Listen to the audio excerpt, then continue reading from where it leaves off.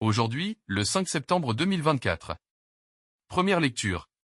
Tout est à vous, mais vous, vous êtes au Christ, et le Christ est à Dieu. Lecture de la première lettre de saint Paul apôtre aux Corinthiens. Frères, que personne ne s'y trompe, si quelqu'un parmi vous pense être un sage à la manière d'ici-bas, qu'il devienne fou pour devenir sage. Car la sagesse de ce monde est folie devant Dieu. Il est écrit en effet, c'est lui qui prend les sages au piège de leur propre habileté.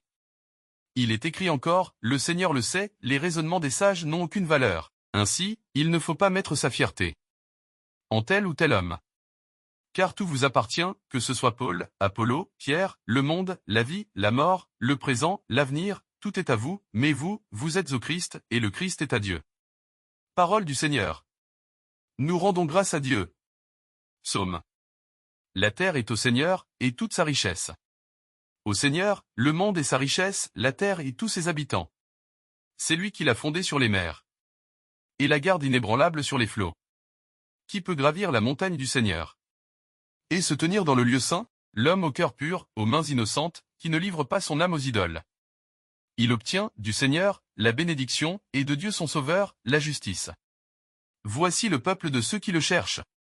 Voici Jacob qui recherche ta face. Évangile. Laissant tout, ils le suivirent. Alléluia. Alléluia. Venez à ma suite, dit le Seigneur, et je vous ferai pécheurs d'hommes. Alléluia. Évangile de Jésus-Christ selon saint Luc. En ce temps-là, la foule se pressait autour de Jésus pour écouter la parole de Dieu, tandis qu'il se tenait au bord du lac de Génézareth. Il vit deux barques qui se trouvaient au bord du lac, les pêcheurs en étaient descendus et lavaient leurs filets. Jésus monta dans une des barques qui appartenait à Simon, et lui demanda de s'écarter un peu du rivage. Puis il s'assit, de la barque, il enseignait les foules.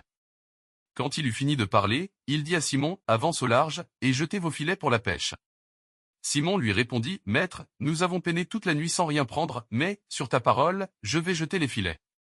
Et l'ayant fait, ils capturèrent une telle quantité de poissons que leurs filets allaient se déchirer.